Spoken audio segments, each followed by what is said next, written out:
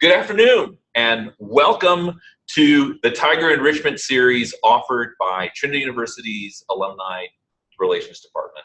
My name is Luis Martinez. I'm a fellow alum, class of '91, and I have the pleasure of actually moderating today's discussion with Dirk Elmendorf. This series is a really exciting new initiative we have here at Trinity for alumni and friends of Trinity. We're very excited about this series. This is now, I think, the third or fourth of these kinds of enrichment series we're having for alumni, and we're really excited to be able to bring this benefit to you all. So welcome. We're excited to have you engaged with us. Today, it is my pleasure to have a great hour-long conversation with Dirk Elmendorf, class of '97. We will have an opportunity for questions at some point during the course of today's discussion, sort of closer to the end. So if there are questions that you'd like us to ask during the course of the discussion, please feel free to go ahead and send it to us. I've got a computer screen here with me right now to sort of see those questions. And we've got some time reserved at the end to be able to sort of have those kinds of questions. I also want to extend a special hello and welcome to the students that are actually in our entrepreneurship suite tonight. This afternoon, sorry. Watching this, we're really excited to have students engaged in this series as well, so welcome. One last thing.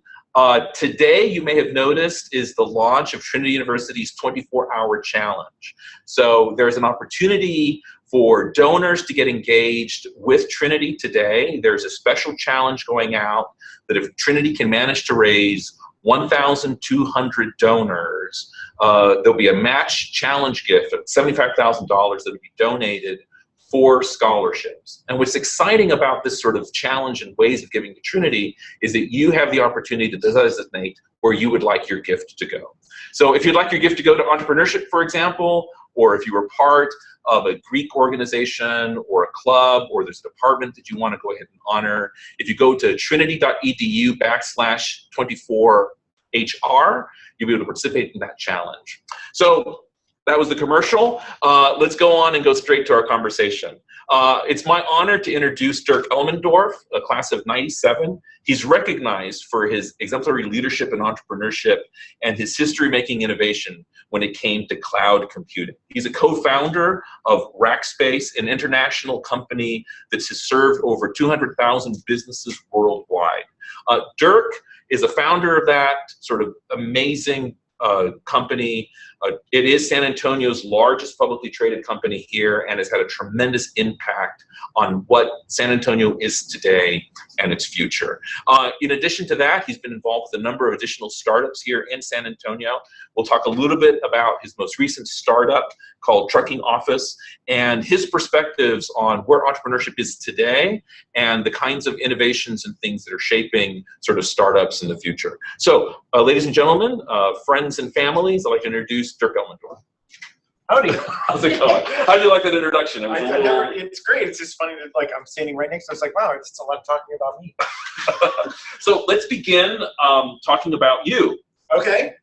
So where was home? I'm from Indiana originally. So was a small town outside of Indianapolis. So you've been in San Antonio now since you graduated. I moved to San Antonio to go to Trinity, and I've never left. Wow. So I think I've just crossed over my limit. I've now lived in San Antonio longer than anywhere else in my life. So San Antonio's home. It is absolutely home. So how did becoming an entrepreneur sort of begin with you? Like, when did that start? It's funny. I got a lot of my inspiration actually from my mom. My mom ran a small catering business that she ran herself. My dad was a private practice attorney, and I didn't realize until much later that, my parents didn't really seem to have bosses, and so I didn't really know what that was about and so I guess in some ways that imprinted on me. Not that there's anything wrong with having a boss, I just didn't hear about it a lot when I was a kid. We had other challenges about making sure taxes were paid, or accounting was done, all this other kind of stuff that I realize now, oh yeah, these are the problems of running the business rather than being in the business. So did you know, in high school, but or even when you started college, I totally want to be my own boss, or? No, I'm not that sophisticated.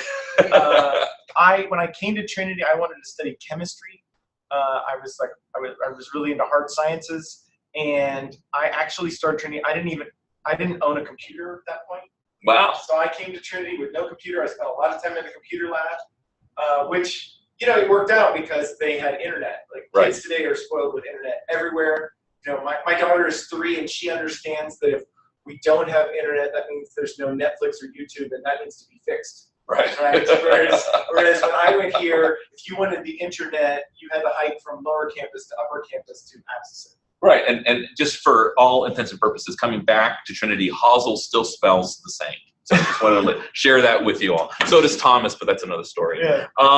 So you came to Trinity, did you think, hey, there's this internet thing, the internet boom is just beginning with 93, boom, that's where I'm going to make an impact? Or what actually happened is I started with chemistry and realized maybe that wasn't for me, and then I started looking at computer science because I did like computers. I had learned to program when I was younger. My parents sent me to computer summer camp, which is twice as geeky as it sounds. But one of the things I quickly learned about the computer science program was I was like, man, there are all these people who've been doing it so much longer than me. I will never catch up. And the more I looked into the web and the internet, I realized, hey, here's something nobody knows anything about. This is my opportunity to get on the ground floor of something. And I actually convinced somebody from Trinity's IT department to open up some ports so that we could do web experiments on Trinity's servers, which worked fine until somebody else discovered that, and they used it to host a bunch of content and then took Trinity's network down. Oh, oops. But you learn something. That's where you start. You learn something. Yeah. So there's a bunch of mythologies about sort of how Rackspace started. 3 Trinity students meet together in college, and together they build this global company. Yeah. What's the truth? There are three Trinity students. One who graduated from Trinity. That's me. I'm going to take that credit. We did all meet here, but it's a case where, that was the kind of, I finished, Richard dropped out and pursued dial-up ISP as the first business. I would say he's the most straightforwardly entrepreneurial of us. And Pat actually transferred back to California. So we start here, but it's kind of hardly the dorm room story that I think is often foretold.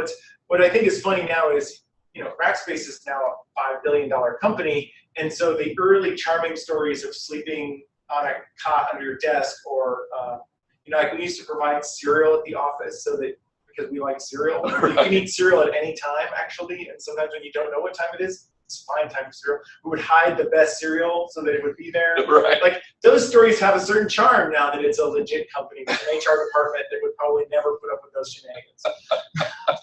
So you guys really started. So you met here. Yeah. Richard and Pat, which I think were suite mates, right? They were suite mates originally, yes. They made this connection. They knew they were going to get started and sort of making something happen. Well, I think what happened is Richard saw the opportunity first and left and said, I'm going to do dial-up ISP work, and so this is where I could start. And so he left. And then I met him later, and we were going to become consultants because it turns out there's no certification for that process. So we just said we're consultants. Pat had actually run a side business where he was buying stuff on Craigslist locally in California and then reselling it on eBay. So he was arbitraging the internet already because it turns out everybody didn't know about Craigslist or know where the deals were. And so that's kind of how we came together, is that we were trying to do these little things and see what could happen. And about halfway through we ended up forming this little consulting company called Scimitar Technology. And that was about, just to help everyone, about 97? 98. 98. 98 is when, because I finished in 97, and so then we got serious about it. And we were trying to figure out what we thought, we consultants will see all these problems and maybe we'll figure out the solution, and then this will be on the path. And that's kind of what happened, is that we kept wanting to build really complicated websites for people. And they kept wanting to stick us for watching over the servers once they were up. And we didn't want to do any of that, because it turns out that when you have a dispute about how a website looks, you schedule a meeting and you have an argument during the day. When you're watching over a server, it's got to be up all the time or you fail. Okay. And so we wanted to get rid of this terrible business, and when we went to look and found that nobody actually did it the way we would, sure, we started. What I now know is this is now the textbook on how you do it. We built a website for a company that didn't exist with people who didn't work there, ties and all this other stuff, all this fancy equipment, and said, hey, we have this product, do you want to buy it? And it turned out people did want to buy it, and they were willing to buy it from us. So, and that's kind of how we started. We got pulled into this space of internet infrastructure, and over time we realized, well, it's not just that we have the technology, we also have to have the service. And that's what actually made Rackspace the success that it was. Great. I've been pulsed by some folks out there. We want to make sure we speak to the mics that are actually over our heads. Sorry, I'll work them. I'll try to angle. So we'll just aim in that direction.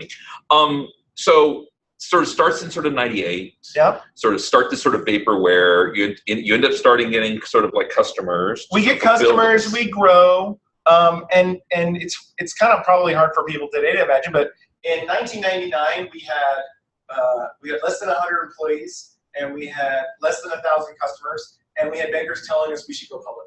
Wow. And so this is the whole .com boom. Welcome to the craziness. .com boom. Yes, you can read about it on Wikipedia. And we were in the middle of it. And so we literally went through a process where we opened a UK and a Hong Kong office. We hired a bunch of people. We got ready for a roadshow and tried to go public into 2000. And we got so far in that process that we were literally gassing up the jet to do the roadshow when the bankers called and said, one of your competitors just went out at 12 and they closed at 8. The market's over. Thanks, guys. Bye. Yeah, bye. And put us in a very terrible position because we were counting on all this money from going public to cover up what we had just built. And instead, we had to get really tough and learn how to make money. And that was really hard. I mean, for people who may not be familiar with the history, the door closed and going public about 2000. Yeah. You go public 2008. Yes. Yes, we do. So actually, I've done presentations because I'm one of those few people who's got to do both. I've had a failed IPO and a successful one. From the same company. Same company. And now we're actually talking, they're going to go private. So I was like, oh, it's another check. I've seen a whole bunch of the different deals. Rackspace has gone through the whole life cycle. So for starting as an entrepreneur, and they see the kind of traditional kind of exit in going public. And that's a path that you walked through. Yes. What are the challenges that you experienced in that kind of ramp up? How is it different now? How is it different now? It's surprisingly different now. I mean, I think just the idea of talking about an IPO is not really seen as the end game for a lot of companies anymore because of the regulation hurdles, the timing, also there's just so much more competitiveness. And so, this is one of the things that when I talk to startups, I'm excited that I still do stuff because I feel like I'm tempted to fall back on advice, that is severely dated. It's kind of like, well, don't whip your horses too hard. Make sure you reshoe them often, right? Right. Because way back in the olden days in 2000. Yeah, in 2000. Yeah. Well, okay. So just think about that for a second. When you say 2000, it doesn't sound that long ago. When you say the 20th century, it puts it in perspective. You didn't have an iPhone. Right. GPS was still unusual. Google was only a few years old. There's a whole leg. There was no Facebook. There's whole legs of things that didn't exist that we now are essential to the daily operations of everybody.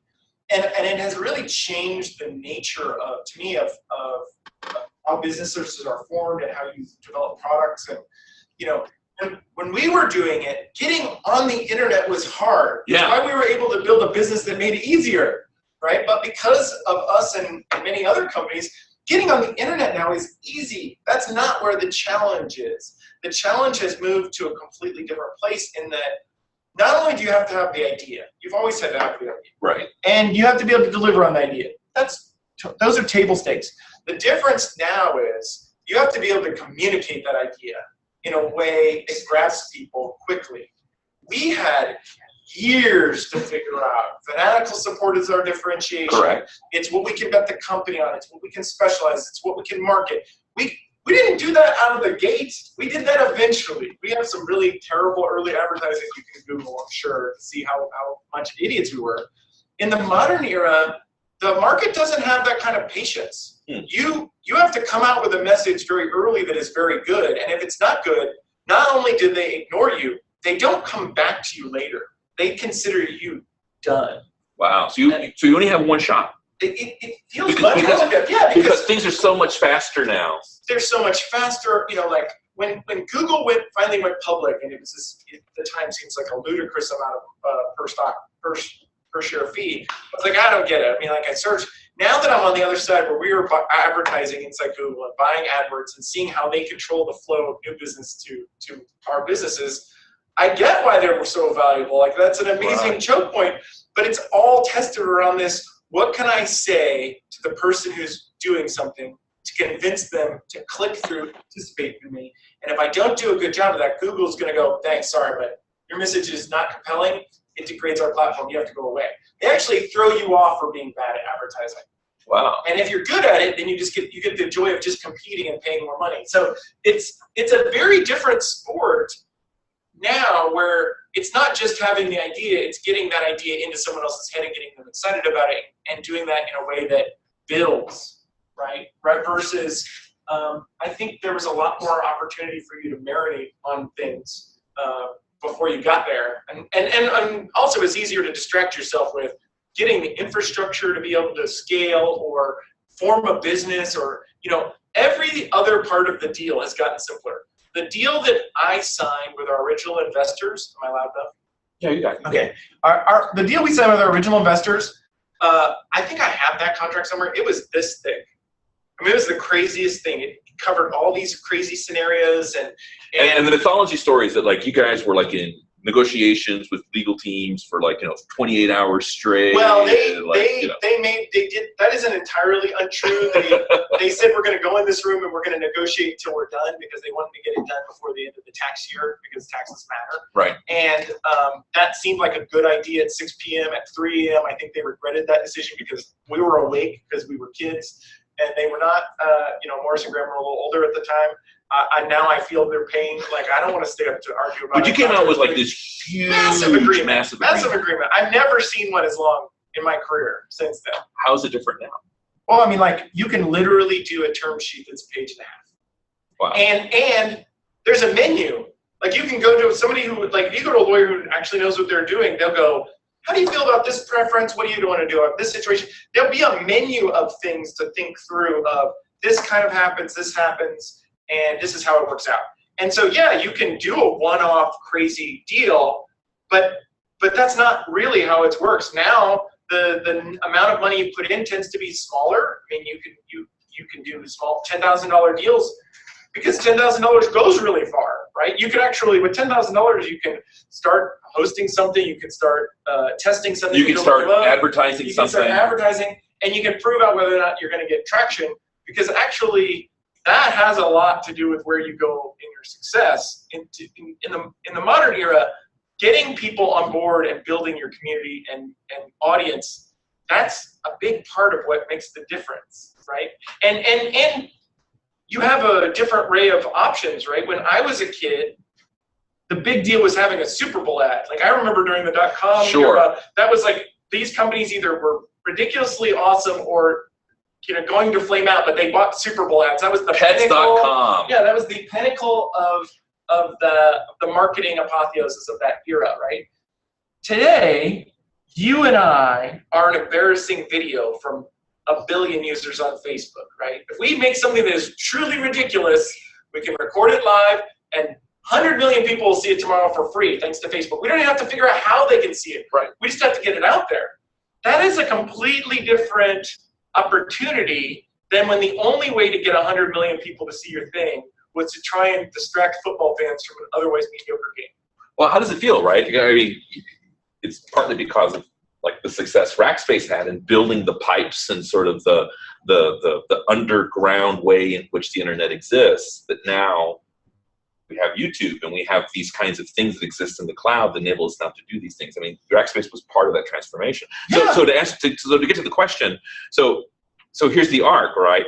These are how things have changed. Number one, things happen a lot faster. Oh, yeah. And because things happen a lot faster, you have a lot more eyes and you've got access to a global marketplace in here. The solution matters, but so does like the message matter. Oh, yeah. So you get to see this now on both sides, right? You've done it successfully. now you also serve as an investor primarily for angel-based deals. Yeah. So to the question, like today, what are you looking for in a deal? What are the things that an entrepreneur needs to have ready to go or already executed before they get to someone who's going to put money into their deal? Well, I mean, what I think is funny is that on one hand, entrepreneurs today are way more sophisticated than I ever was, right? I mean, you can literally go get a book on Amazon about how a deal works and what the VC is trying to get out of you. Like, there's just a lot more information. Sure. On the other hand, because it's so much more discussed, there was a big fad around the Atkins diet, and I know a lot of people who did it, and they were like, yeah, I can eat all the bacon I want.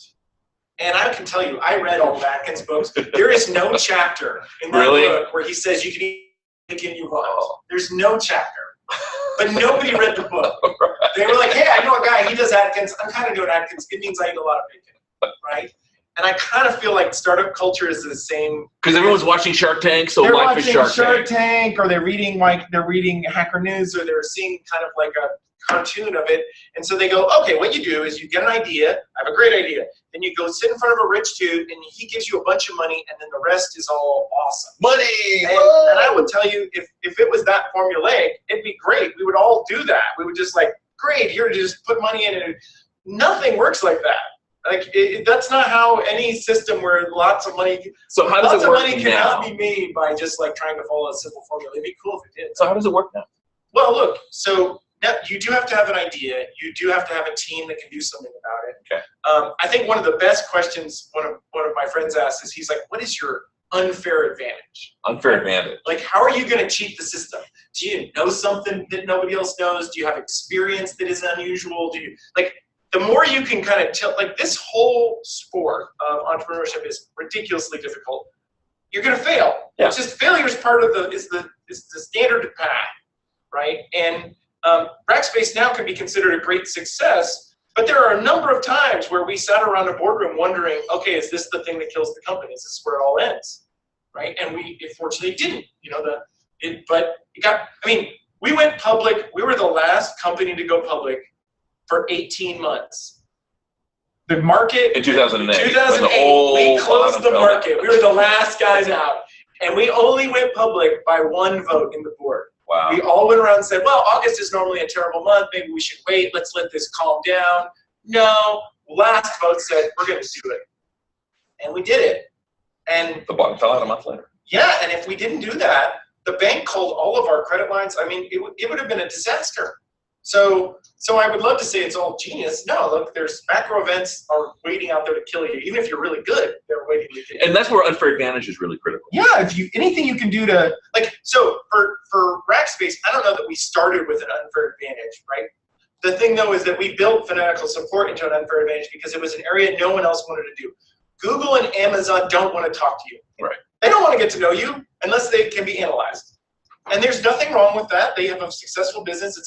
But Rackspace could never play Amazon's game and win. Sure. So they have to play their own game. So the same sort of thing. When I see people who come in, I want them to show me how are they going to, what makes them special? Why are they the right ones to pursue this idea? And the next thing is that investment is all about you're giving the person is not giving you money. It's usually I said they gave me money. No, they didn't give you money. They invested money with the promise that it would come back with friends. Okay, with more money. Yes, it's going to come back with friends. And so every step is about how you prove that you're on the path for that to happen. And it feels like in the 2000 eras, you had to do huge sums of money to figure out whether or not you were onto something. Today, you can test so much cheaper because everything is cheaper, which means you can burn through a bunch of ideas that are terrible, and that means that you make $10,000 mistakes rather than $100,000 mistakes or $1 million mistakes. And on one hand, you go, man, there's so much failure. No, yes, there's a lot more failure, but it's because we can do more experiments. You can try more things. Sure. And then you can go, oh, by the way, this didn't work, but because we were there, we saw this other opportunity.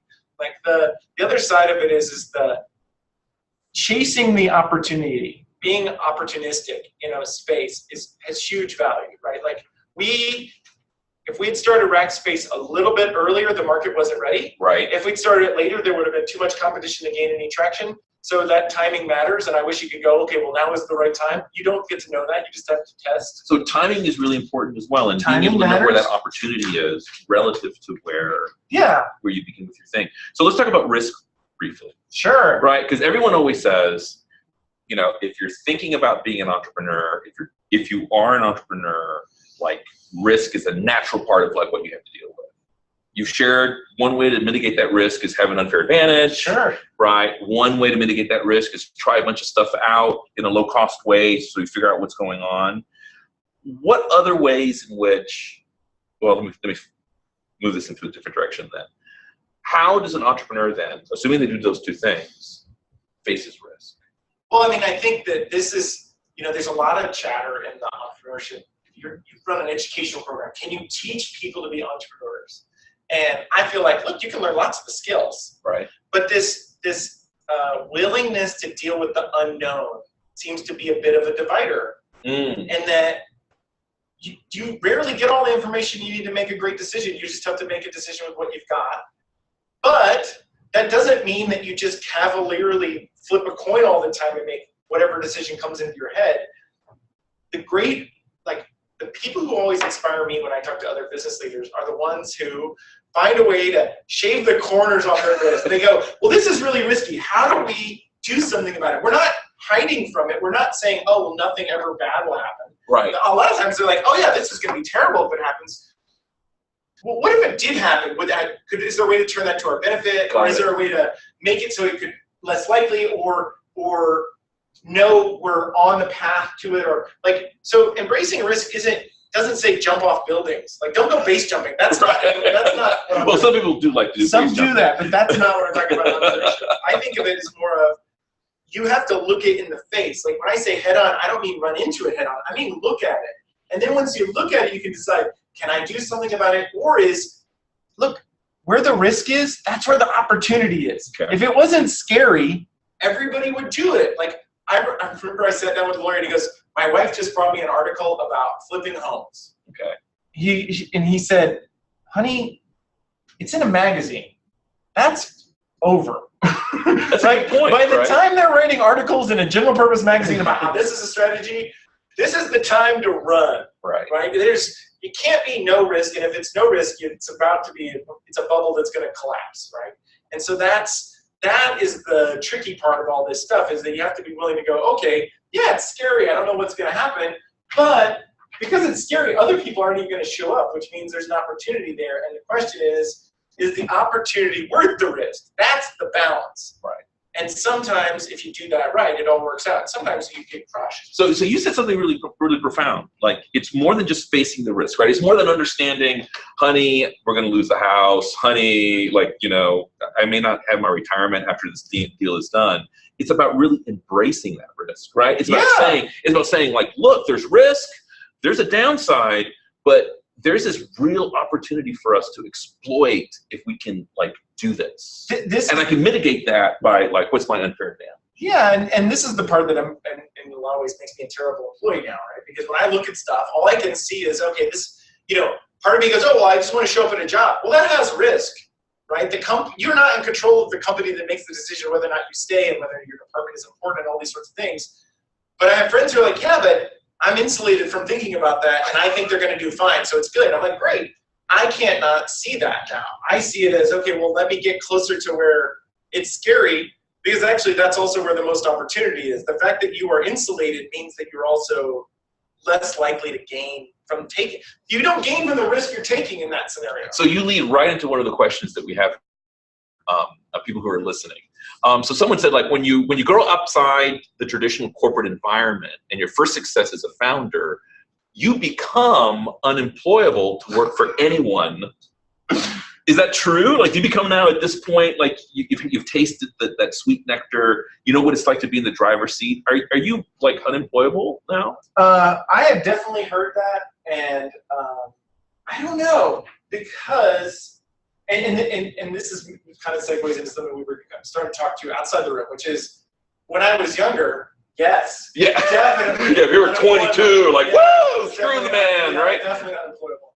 Now, it's more of a case where I'm willing to trade some of that for depending on what I'm going to do. Like, the advantages of being in charge are that you have a lot of control over, if there is control, right? Sometimes the steering wheel doesn't really steer in business because the macro world changed on you. Right. On the other hand, it means you're responsible for a bunch of stuff that may not actually be where your unfair advantage is, right? One of the things I'm really good at is taking really complicated things and kind of distilling them down to an idea to either be implemented or marketed, or like that's what I live for, is this like editing process. I'm not great at accounting, and I'm not the most sophisticated finance person. And so I have led those people because I've been in charge of that.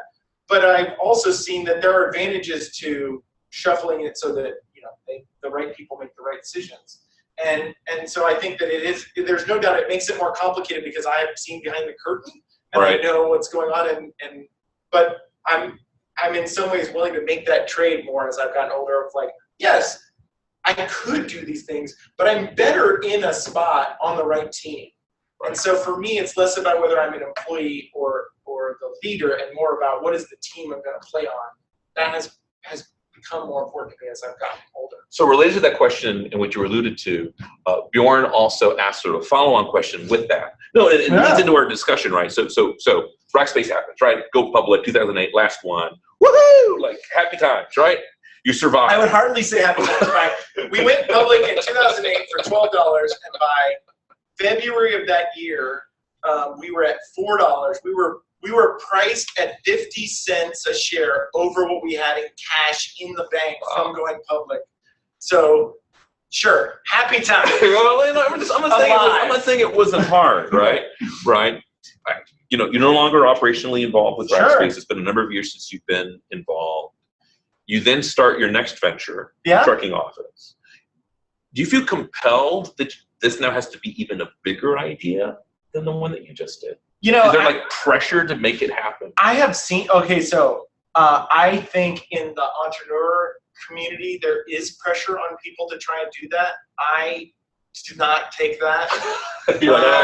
I chalked it up to, like, I was on a magical team at a magical time with people who were much smarter than me, and like it is a little bit greedy to try and say, oh, I'm just going to do that again. And I literally have worked with people who said, oh, I did it once, I will do it again.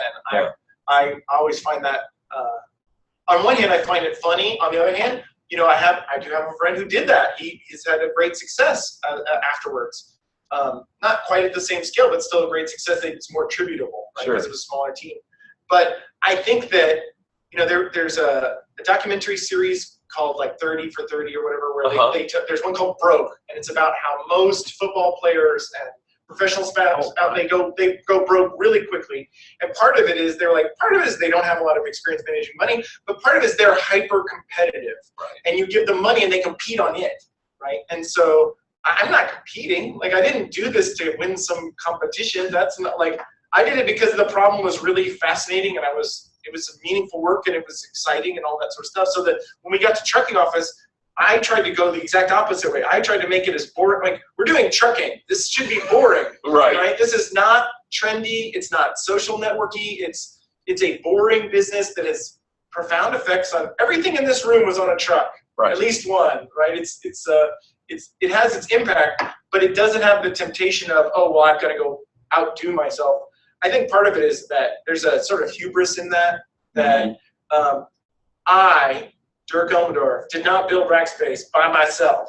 So the idea that by myself I could go build something bigger, that'd be cool. It just isn't true. I haven't seen anybody do it. So let's talk a little bit about trucking office, because I think it's a great story. We've talked about this before with some students. And one of the things that I thought was really fantastic, and again, maybe advice to people who are thinking about being entrepreneurial, is that you said the following: boring. Like, go do something boring. Yeah. Because, like, there's a lot of really amazing, smart people that are, like, in the social network and doing that other stuff. Like, I chose trucking because, like, I could move the needle there. The problem that really motivated you was that boringness that, like, really got you excited about it? My partner's son had the problem, so it was a real problem. Okay. And then once we dug into the problem, it was like, oh, this is a totally underserved market. And they don't have software people. They were still selling, in 2009 when we started, they were still selling trucking software on CD-ROM. Really? Oh, yeah. Like it's taken a while to get, like now we're actually, I think SaaS has kind of penetrated, everybody gets it now. I mean, truckers got iPhones and iPads, like, I mean, there's a weird stigma about this stuff, but truth is, everybody has iPhones and technology now. It's not a separate subject. Right. And so I liked the idea that we could have some time to figure it out. We weren't going to be, I'm not cool. That's just a fact, right?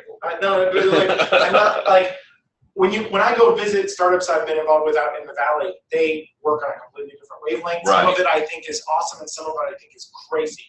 And in trucking, I found a space that's super pragmatic, right? They have a lot of regulation that they have to deal with, and so when they get a vote, their kind of answer is like, no, I already have enough to do. So you really have to work to convince them that this is worth their effort to do something different. And that means there's a little bit of a barrier there. And we've slowly chipped away at that, going, no, we are on your side. We want to bring really smart technology to you to serve you. It's not just about the whiz bang of the tech. Oh, look how cool tech. I mean, right. I noticed you don't have one, but I was just reading, like, sales of Apple Watches have dropped 75% because all the people who thought, let's try one, bought it, and no one else did, right? And that's whiz bang, right? And that's not what I wanted to do. I wanted to do something that you could, like, one of the joys of Rackspace is there was never a question of how we made money. Right. Like, we provided a service that was valuable, people paid us for it. I have an economics degree. It feels like I got approached by, actually, Richard approached me really early on in the Bitcoin revolution. He's like, Dirk, you want to mine Bitcoin until we do this? I'm like, my technical side wants to, and my economics side is like, this is a complete bubble. Like, why would I play this game? And so the same thing, like, trucking has all the pragmatism, it has real money, it's a huge industry, but it is unfair advantage is like, I trained in the internet side. Right. And then now we're in a market where we don't have to work 24 hours a day to do everything because they have service hours, like their culture fit better.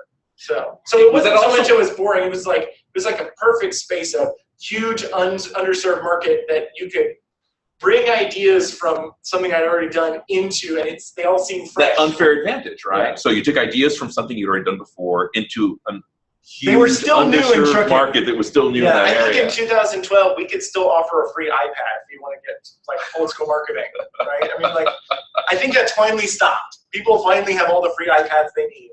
But I was like, wow, we can still do this. People will still sign up for a free iPad after all this time because. So along those lines, so not only, so this is a new thing for you, right? So you start this new thing, this new venture. It's now,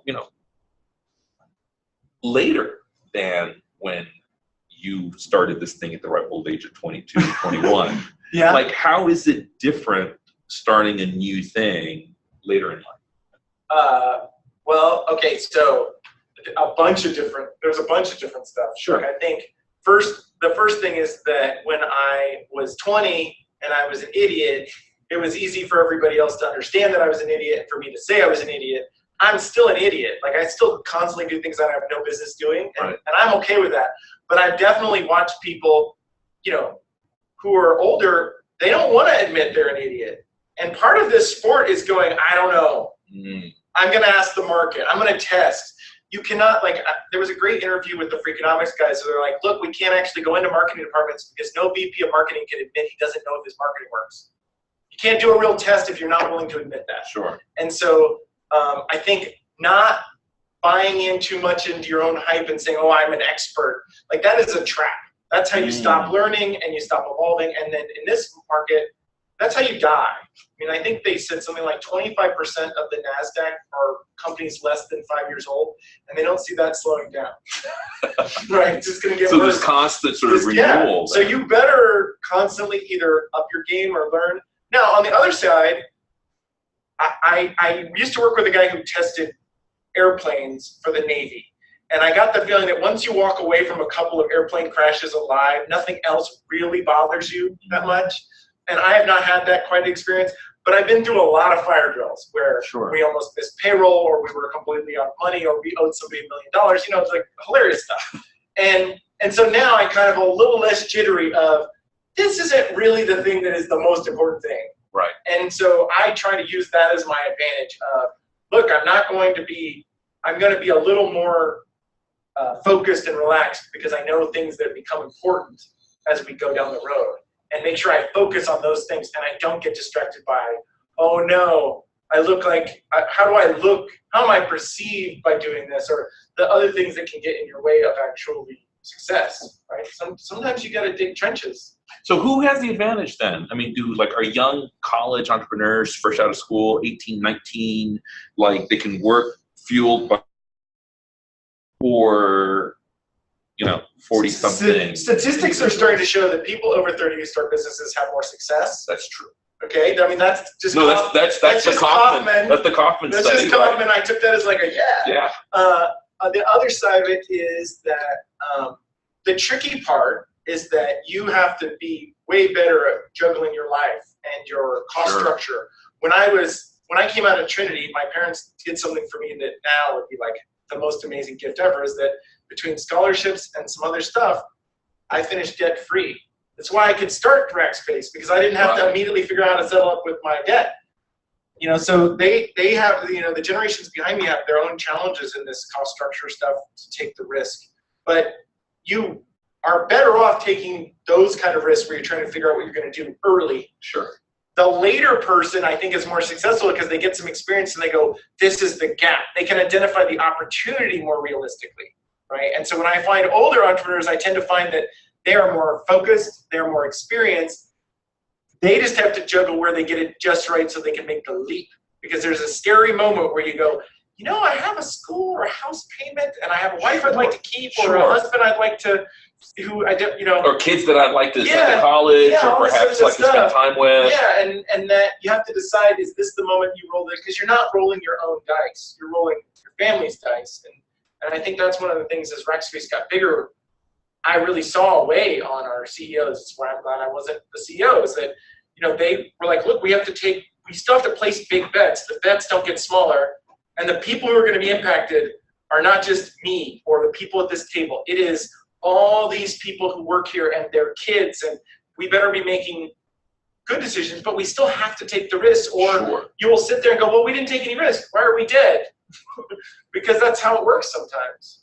So let's shift into, we're having some great questions that are coming up. Okay. And so we're going to get to those in just a little bit as well.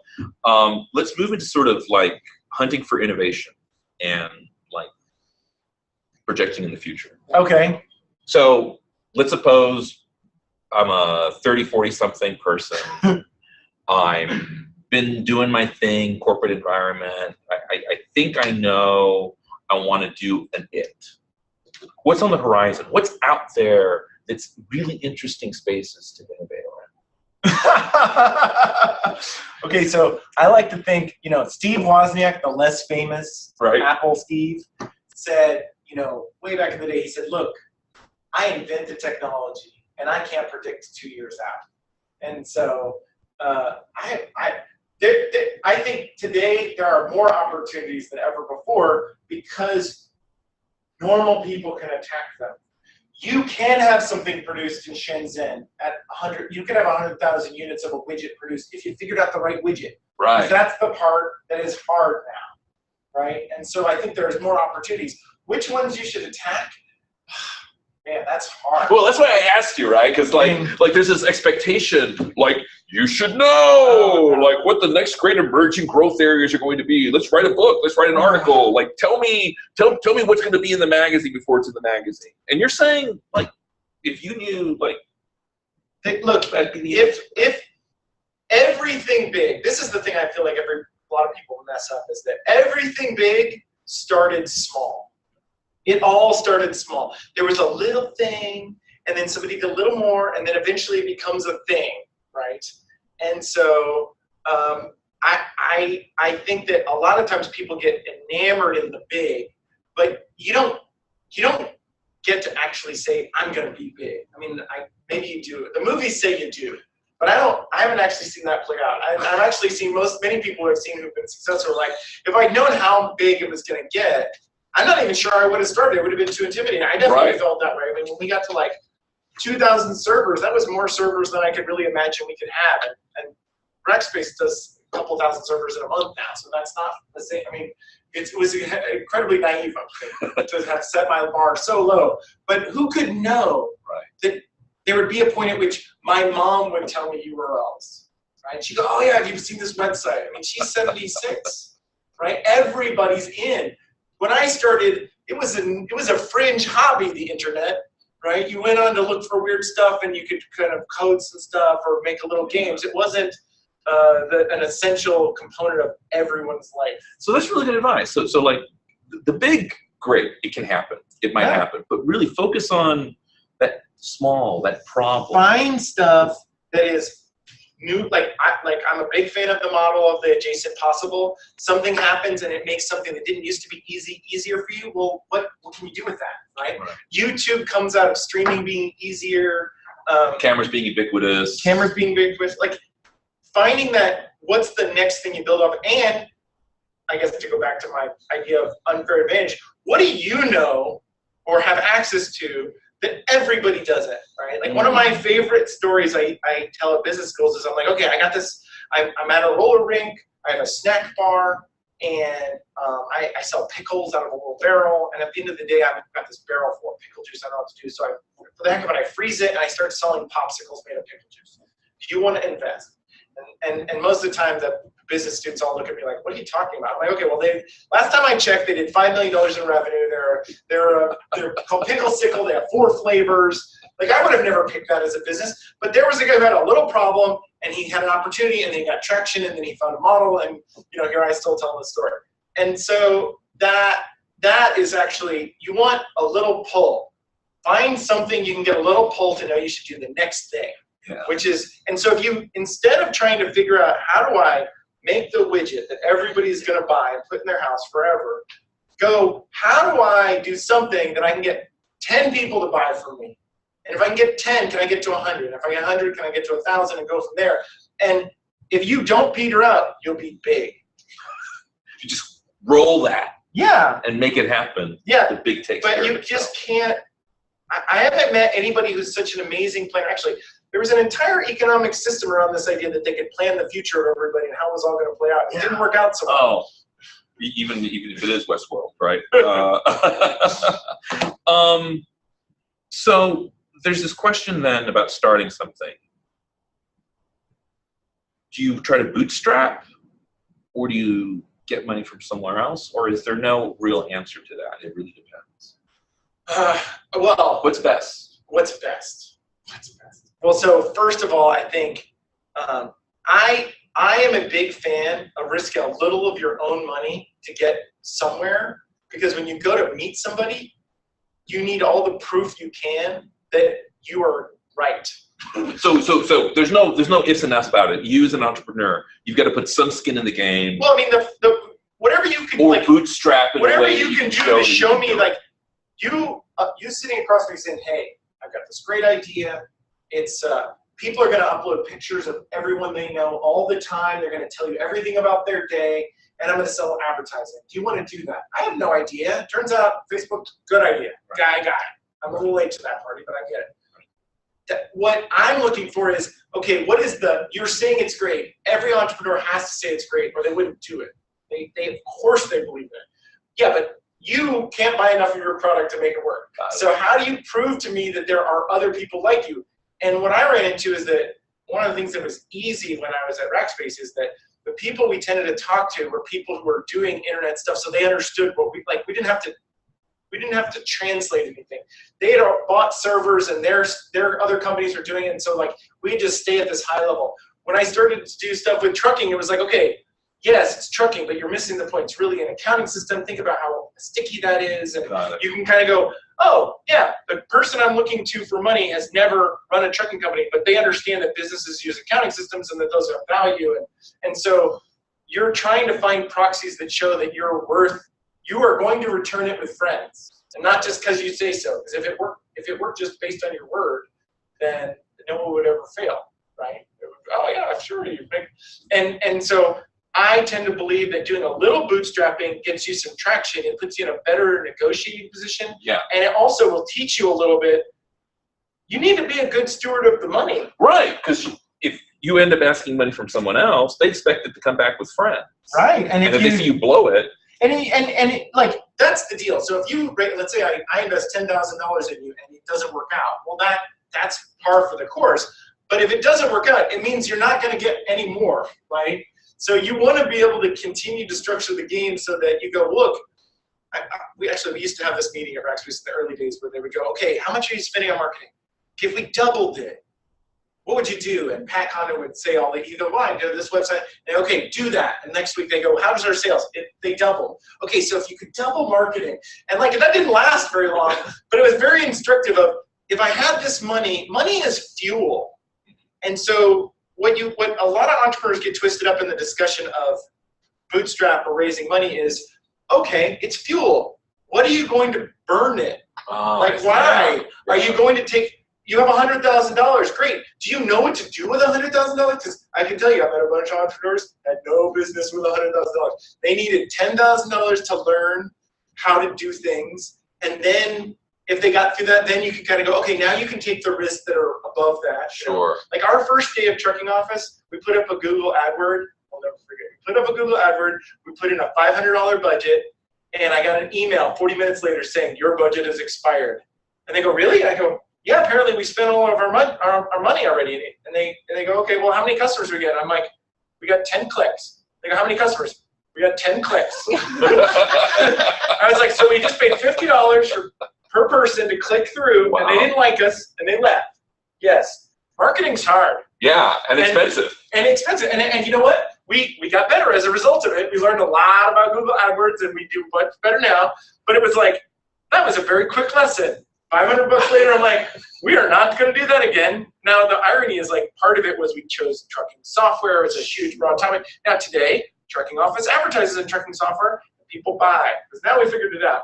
But that is a perfect case where I've seen people, they don't think about what they're going to do with the fuel. Figure out what your plan is for the fuel, and then you can figure out what the right source of the fuel is. But also test, right? Test what you're going to do with the fuel. So let's go to some other questions. Okay. And boy, we've got a lot of really fantastic questions. So if you've got someone, this comes from our students, okay, who've tried their hand in entrepreneurship and they have failed, but they want to try again, right? Classic problem. What advice do you give to them? Well, you don't stop. Don't stop. Actually, the funny part to me is, like, I have friends who are in the acting community in Chicago, and acting, it's no parent wants you to do it. It's a terrible life. Very few people are successful. And I'm like, oh, this is parallel. So whenever I meet entrepreneurs, I'm like, you're going to fail. You're going to lose a lot of money. Your idea is never going to go anywhere. And they're like, you're so negative. I'm like, look, if my negativity is enough to get you to quit, you shouldn't do this. This is the easy part. So me just telling you. So if you can stop. It's way easier to have a job. But isn't it more than just not stopping, right? It's like, don't do stupid stuff. Or don't make the same mistakes. Well, I mean, I rarely make the same mistakes. I invent new mistakes all the time. I actually think if you look, just because you fail doesn't mean that you're not cut out for this. The question is whether or not you have the stomach to do it again. Right. And you can address the thing, like, obviously try to make new ones. So if you can identify what you think went wrong and try to fix those in the next one, that's great. But I don't think, I mean, Scimitar was a failure as a consulting company. Sure. Before that, we spent 2 years building an e-commerce system that no one's ever heard of. We had 2 customers. So, and I did 2 other projects. There was a thing called Sports Program that was supposed to be, I realized that it was a social network for small, like, independent sporting teams, like your kids' baseball team. Yeah. But unfortunately, it was 97 or 96, so nobody had the internet enough to make any of that work. No cameras. Sure. Just such a terrible. So yeah, like, the failure isn't the measure of whether or not you should do it. The question is can you find the right opportunity to pursue? So let's talk about team a little bit. Oh yeah. So we have another question out there about suggestions or advice on how to deal with the odd man out dynamic that happens when you're working with a team. What does that mean? I don't know. So a little bit. I assume. So I'm going to infer, like, sure, like you got a group of people, and like you're all jiving and moving in the direction, but there's that one person who's like, it's not gelling. Yeah. How do you deal? Well, first of all, how do you pick a good team? And if you do pick a great team and it turns out you're all not firing the same cylinders, how do you deal with that kind of, like, discord? Because I don't know if you had any experience with it. Oh my gosh. I have been in rooms where people were yelling at each other, and like, I remember we had an argument about rewiring the data center, and there was an electrician in the room, and he literally said, okay, I have to leave. I have like a professional obligation not to be a participant in this conversation, because two of our founders were kind of like, they were going to do something insane. Look, I think that all business problems end up being people problems, and so you better get good at dealing with whatever this problem is. A lot of times when you have an odd man out, like, maybe they're not the right person for the team anymore. I mean, I've definitely been with startups where they had too many people as a starting thing, and then they all, like, keeping everybody, there's a difference between having a difference of opinion and a different goal. And a lot of times in early startups, they confuse that, oh, we have different opinions. No, you want to do different businesses. You have different goals. You mentioned something about being king and being... Oh, being king or being rich. You want to share that? Sure. There's a great Harvard Business article about being king or being rich. And this is a decision I see played out a bunch of times, which is, if you want to be in charge of something, that's a totally legit choice. But you are going to suboptimize for being rich. And if you want to be rich, you're going to be willing to not be in charge. And either choice is fine, but when you don't agree, when your founder team doesn't agree on that path, bad things can happen. Because, again, difference of opinion is acceptable. Difference of goal is the death. Like, whenever I see a team where they actually are not fundamentally agreed on where they're headed, then that isn't resolvable. That's not the same thing as, oh, well, I think we should do this more efficiently. Oh, I think we should spend more money on sales. Sure. So, like, if you're both driving towards the same goal, you can negotiate down to something. But when you have different goals, like, I want to be in charge, and I don't really care when this company comes to buy us, I'm not going to listen to them because I want to be in charge. Right. And I have seen that play out. I mean, in other startups I've advised where I'm like, you guys don't agree. Like, you should fix that fundamentally. So it means, like, not only choosing well with regards to bringing the team, but also understanding that that team can change because goals might change. The world changes. New information is available all the time, and part of that is managing that. I mean, the role for CEO in these early stage of things is sort of keeping everybody on the same page and making sure you have enough money to do what you're doing. Okay. Which it's a short list, but it's a brutal one. So maybe the last question or second to the last question, we've got some great questions coming in. So here's a question for someone who's sort of thinking about, I believe, someone who's starting to start their own startup, right? Yeah. So as a first-time startup, should you start like your whole new tech company as a service consulting oriented business in order to get your foot in the door with those customers, right? Or nah, big idea. Well, so it sounds like they're jumping ahead to how do we feed ourselves while we pursue the idea? And the answer that, like, I don't have quite enough information to tell you this is the way I would do it, right. But I tend to run into that you really need to pick a thing you're going to pursue. Most of the time when people say, I'm going to do this so I can do this, it doesn't work out that way. Because you end up, like, especially consulting. Consulting is a very hourly driven business. And then I know a number of people run consulting companies who they would love to have product companies. Like, product people would love to have the revenue of consulting companies. Consulting companies would love to have product. But every time you look at product, you go, oh, I've got to take a developer or my person, and they've got to spend time that's unbillable, and they get caught in a trap. Yeah. And so figuring out what problem you actually want to solve and working backwards from it is been very clarifying a lot of times. Sure. Especially because I find entrepreneurs, look, you're charged up with energy, you can see all this opportunity, and you got to pick one. You have to pick one. You cannot pick 5. Pick one, pursue a little bit, and if you don't get pulled, then it's fine to go to the next one. But don't try and do 5 at once and go, well, like half-baked 5 pies. And sure. Go, I don't know why none of them worked. So as a follow-on, I know now we're a little over time, so one last sort of minute. So you mentioned, like, there's 1,000 books on Amazon, right? Sure. What are, like, the 2 or 3 that you think are good? Look, I do like Lean Startup, even if I think it's become kind of cliche on some of it. I love the Design of Everyday Things book, which is super old, but it'll make you never look at a door or a shower the same way in your life. Wow. And I think that it reminds you of how much opportunity there is, that we have been building doors a long time and people still screw it up. Sure. What is another? Oh, and the E-Myth is my other favorite one. Okay. Because the E-Myth, was handed to me in the first year of Rackspace, and I read the introduction, and I don't know why I put it on a shelf and I didn't read it. And then 10 years later, I picked it up and I'm like, why didn't I read this 10 years ago? Because its core thing is around this idea that just because you're good at a thing doesn't mean you should run a business about that thing. And that running a business is different than doing the thing. And that is actually really useful perspective shift, because I think it turns out like my mom was actually really good at running a catering business. Sure. She's not a bad cook, but she was a better caterer than she was a cook. And it seems counterintuitive because she wasn't a fancy cook, but when you had a party with 200 people, she knew how to make sure that they were all fed well, they were super happy, and it hit the number. But she didn't make fantastical cakes and pies, right? Like, so know your strengths. Yeah, and so I think that the E-Myth is a good refresher of here's the business side of it. There's the product, and then there's the business, and make sure you get them. They both get love, or you won't make it, or you should just get a job. Dirk, this has been.